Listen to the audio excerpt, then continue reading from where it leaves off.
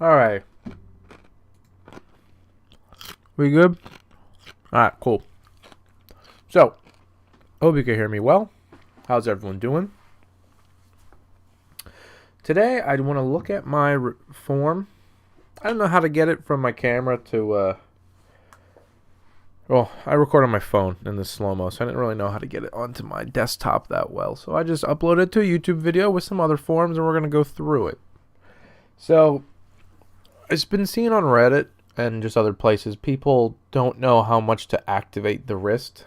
And we know for touchy shots, it adds more spin and keeps it straight, so we can just like get a nice floater in there. But using the wrist does add spin, and spin means distance. So a lot of people say keep a passive wrist and don't even pay attention to when it's falling out. Some people don't. When I throw Anheuser, I wanted to go through this. So, I believe.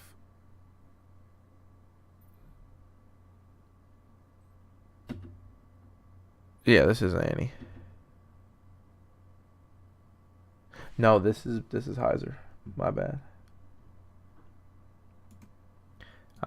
Here we go. So this is my Anheuser throw.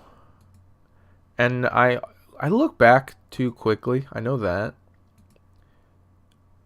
But if you see here. This button. Okay. I have the disc pointed down. And that is how one of my triggers to throwing Annie. I also lean back. And look at my left foot over here. It's pointed backwards. And I thought, wow, that might be a problem. But I also use an active wrist when I throw Anheuser. It feels like I'm releasing it way back here. But this one did come out more flat than Annie, so that this could have just been a decent throw. Sorry, this is really flat.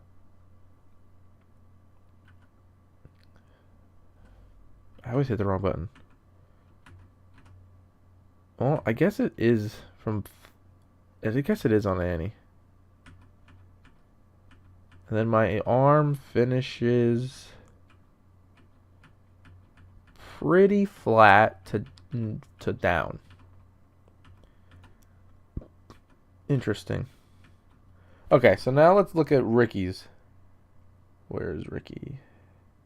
Here's Ricky. So if you look at Ricky,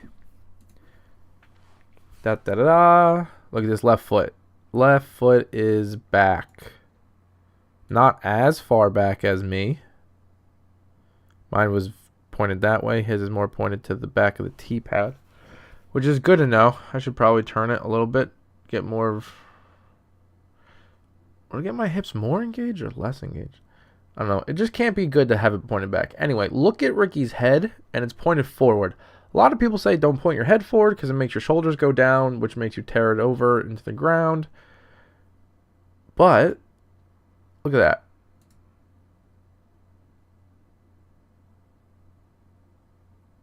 Flat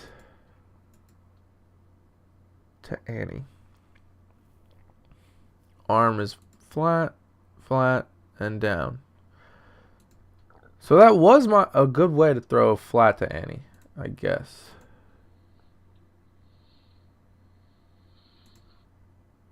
I just don't like. Oh my god, I hit the wrong button every single time.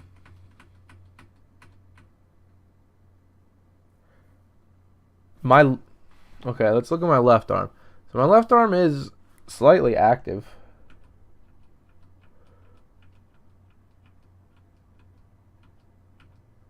I think I need to kick it earlier, though. I don't know. I'll tweak around with it. I'll watch this back tomorrow and then go do field work. Because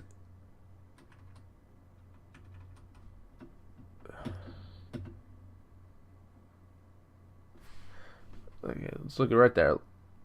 Power pocket, for a flat throw. Right in the gut. Hips are my hips not engaged enough?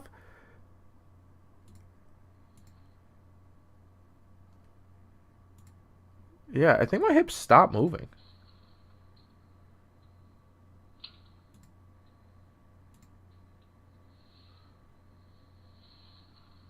Yeah, I think I need to activate my hips more.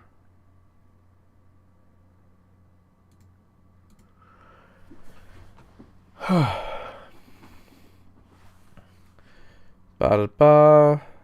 And coin. Look at that left arm. See, his left arm, even if I go back. Look, during this power pocket, it's there pushing.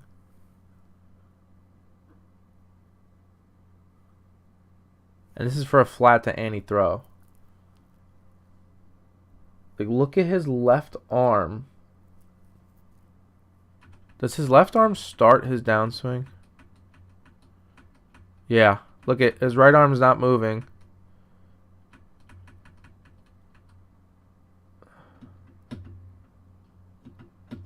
Huh.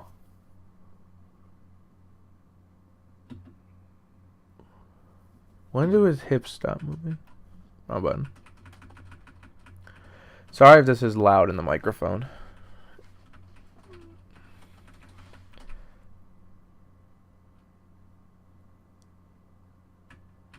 Hips, hips, hips, hips, hips, hips, hips, hips, hips. Hips, hips, hips, hips, hips. Foot back. And then when do his...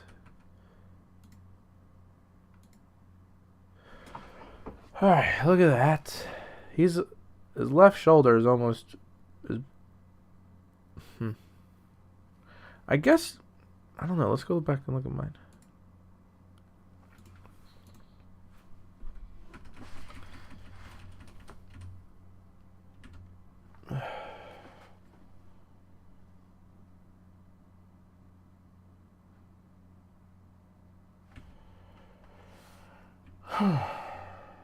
I mean, I throw the disc 400 feet right now.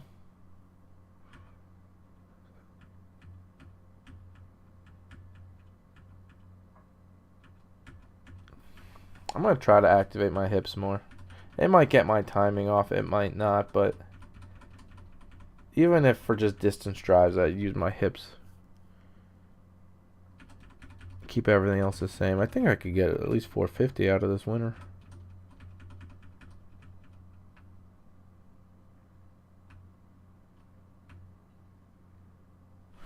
Alright, now let's go to Heiser.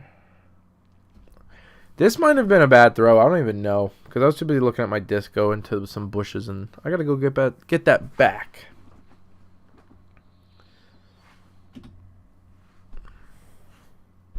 Well, I guess on Heiser, my foot's pointed... Sorry for hitting the mic. My foot's pointed back. On Heiser, too.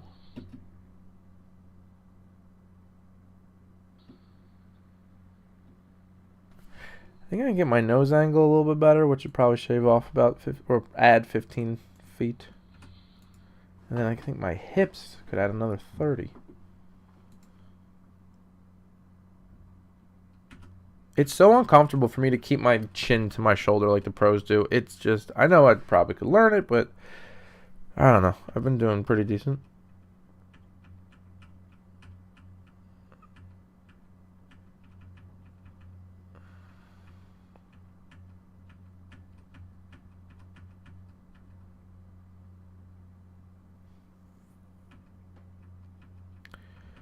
There, everything. So my left side lags by it. Like, let's look at my finish. So my finish, so in my head, because my finish is kind of like the pros, I feel like I'm bringing my body around with me, but in all actuality, I'm literally all shoulders and arms. I have no lower body engagement. Interesting. I wonder how fast I throw now. Interesting. Okay, now let's look at another hyzer thrower. I got this from my good pal Josh at Overthrow. Oop, gotta mute that. And his foot is... So the feet are pointed backwards. I guess that's what happens when you're trying to engage hips.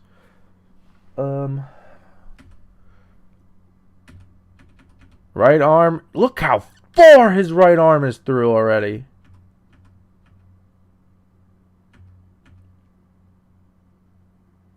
So I hope that, like, I throw 400 feet.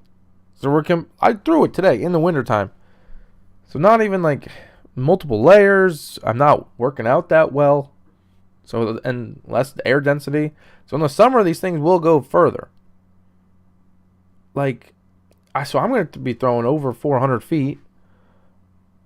And then this is Drew's form. Look how much better it looks. Like, that is 100 feet of distance right there. There's a reason he's throwing 500 and I'm throwing 4. It's because I'm throwing with half my body. He's throwing with his whole body. Look, his arm, his left arm is punching his ding-dong off, man. Like, he is still, like, this was a wide hyzer, so he really does come, his hands up, leg coming through. Uh-oh. And then when you look at me, pour the coffee. Yeah, I don't like how I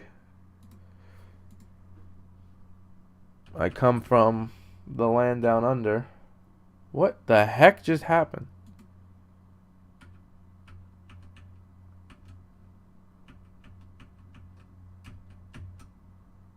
Okay.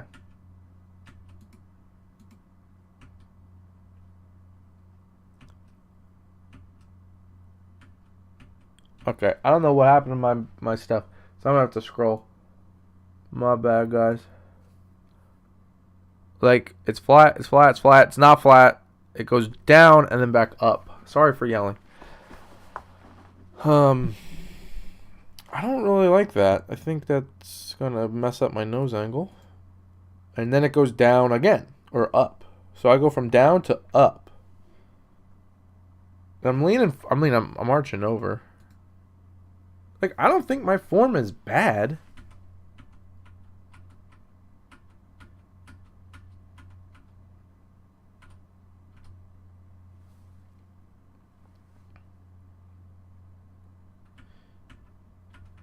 Like, let's look at when I start throwing a disc. Okay, so I'm reaching. My foot is hitting the ground now. Well, I think that's the problem. Until my right foot touches, and then I should activate the hips and then arms. So right foot touch, hips, arms. And we go to Drew. 1, cross. Right foot touch. Like, his right foot is down, and he hasn't even started to throw. Or maybe his right foot wasn't down. Let's see. Right foot.